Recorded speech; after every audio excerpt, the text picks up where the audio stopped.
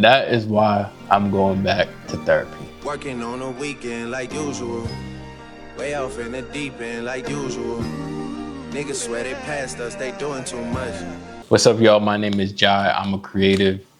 And yeah, you heard right. I am going back to therapy. I'm giving therapy another shot. So in this video, I want to talk about my past experience with therapy. Why am I choosing to go back to therapy now? Why now out of all times? And then I just want to document the process of finding a therapist and going to my first appointment. So stay tuned and let's get it started. So therapy isn't something that's actually new to me. I've done therapy before in the past, about 3-4 years ago now at this point. I didn't have the best experience, to be honest. And I think it was a couple of factors that played into that. Number one, my therapist and I were too alike. He was a young black man that was Christian, and that's exactly what I am. And so instead of having opposing views, he actually agreed with a lot of my thought process and didn't really challenge my viewpoints, to be honest. And I think having a young black man that can resemble you is good for like a mentor, a coach, or somebody you aspire to be. However, for my therapist, I don't think it was necessarily the best choice just because I didn't get another worldview on a lot of my thought processes and my trauma and things like that. And with that being said, the reason I went to therapy was just to address stuff that I've gone through. You know, everybody has some sort of trauma that they deal with, right? And so I just wanted to help resolve mine and work through mine. However, the reality was my therapist was more so like a motivational life coach instead of like somebody to help me process through these trigger points and this life experience that I had. So what ended up happening was instead of challenging my viewpoints, he was more so like, you know, I was kind of like working a job I hated at the time. He was just more so motivating me to find a new job and go in on my business, which is great and what I needed, but wasn't why I went to therapy. Wasn't why I sought out therapy in the first place. All right, so why now? I feel like personally I had a lot of confirmation. So this past Sunday, I went to church, and instead of having like the preacher and get up and give a word, we actually had a panel. We had a mental health panel. The senior pastor brought up a bunch of mental health experts, and they talked about therapy and trauma, and it was just really impactful to hear this from these professionals. And so I was like, man, maybe I should give therapy another shot. Also, my wife and I have just been talking about it more. She's actually in therapy. She's been in therapy for years now. And she recommended it. She's like, yo, maybe you should give therapy a try. Maybe we should try couple therapy. And so I was like, that's not a bad choice. And it's not to say like, oh, my life's in shambles. I need therapy because I'm down in the dumps or whatever. And if that's your case, then by all means, do what you got to do. But this was something that they talked about on the panel, is that the stigma around therapy needs to be broken. One thing that they mentioned is that if we're 3-part beings, right, mind, body, and spirit, you take care of your body by going to the gym, watching what you eat. You take care of your spirit by praying, going to church, worshiping, reading your Bible, things like that. But then you also got to take care of your mind by having therapy and check-ins and whatnot. They mentioned on the panel that therapy can give you language for the trauma that you've been through. And then you could then use that language to go into prayer and to help resolve some of the stuff that, you know, you experience. So I'm excited for that. And then, of course, I'm a father now. I'm a dad, and I want to be as whole as possible for my family. I think it's important to tackle any issues, any life experiences before you pass them down or you start to incorporate it into how you're raising a child or how you're showing up as a husband or how you're showing up as a father. So I think now's the perfect time for me. I think now's the perfect time to to just go ahead and give it another shot and start going into the therapy dating pool, you know what I'm saying? Let's go find a therapist. I want to first make sure that the therapist that I find is in network. I have Blue Cross Blue Shield of Massachusetts. And because I used to work for them, I know how to actually find a doctor. So let's go to the Find a Doctor website. And then I think this time, as far as criteria, I really don't have any.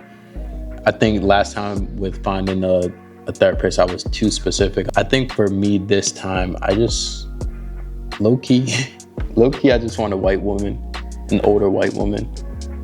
So that's what I'm gonna look for. Put in my zip code, 02302, Brockton, Mass, please. Not accepting new patients. Do I just go with the first one, or do I read reviews? I feel like I'm on a dating app right now. I got a whole list here. I don't know, do I want virtual or do I want in person as well?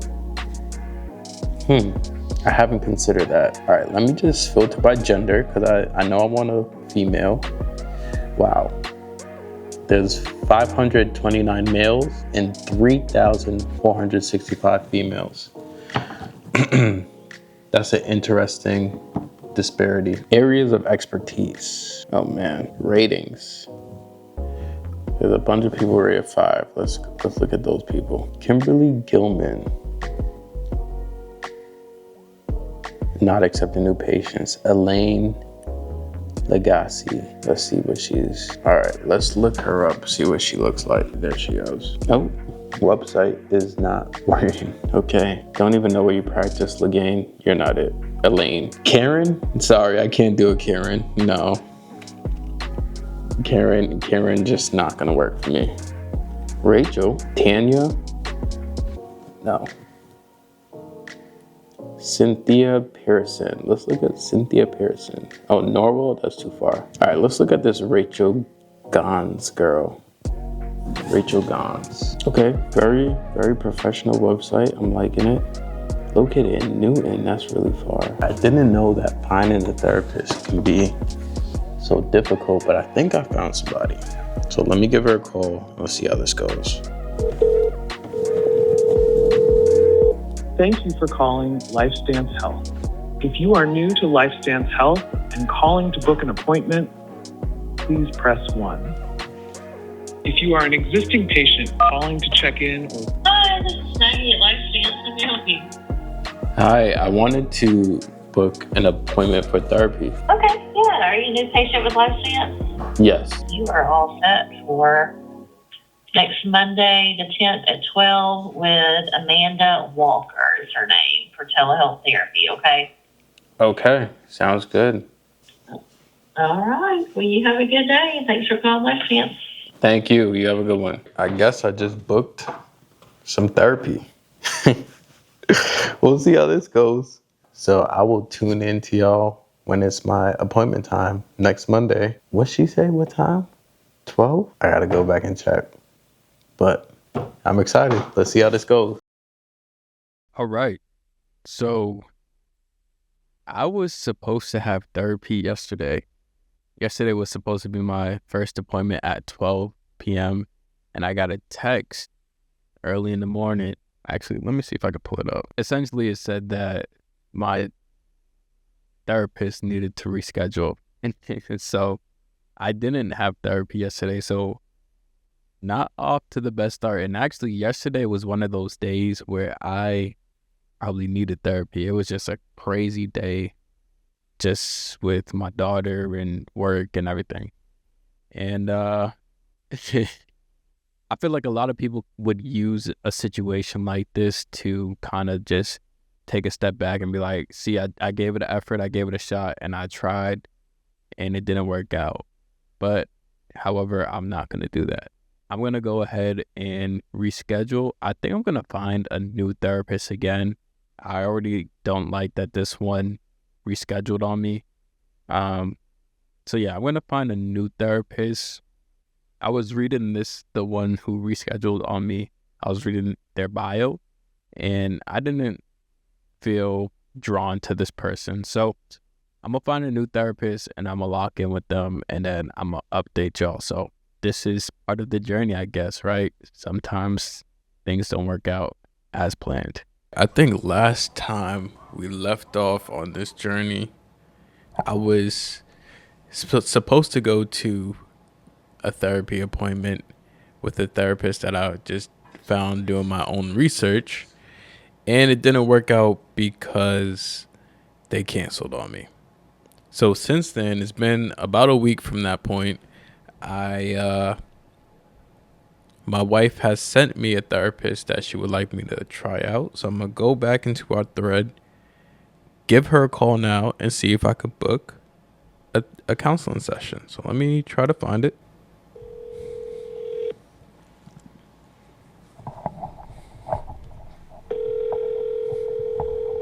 You have reached Christina McElroy, South Shore Counseling Services. Please leave your name and number and the nature of your call, and I will get back to you as soon as possible. Please note that I am not accepting new clients at this time. Thank you, and have a good day. Didn't get in touch with her, listened to the voicemail, and she's not accepting new clients. So I guess it's back to the drawing board. So stay tuned. So finding a therapist has actually been a lot harder than expected. I only did really give it 2 solid tries, but it's been a difficult process to find a therapist. So I'm actually gonna make a part 2, a follow-up. This video was taking longer than expected. I expected this video to be done in a week. It's now going on 2 weeks. So I just want to put this out here as my initial experience with finding a therapist.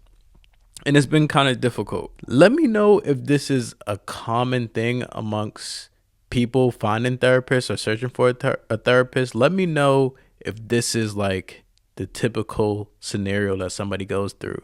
Because I know once you find somebody, you then have to see if they're a good fit for you. And then it's almost like a dating scene where it's like, I don't think this is going to work out. And you got to kind of dump the therapist and find a new one sometimes. It's very rare that you find a good therapist or your therapist on the first try. So let me know if this is something that I should expect going forward. Stay tuned for part 2. I'm going to drop a part 2 on when I actually do find a therapist and go into therapy and having an actual session. So stay tuned for part 2. Make sure you follow, subscribe, like, all that good stuff. And I will tap in with y'all on the next one.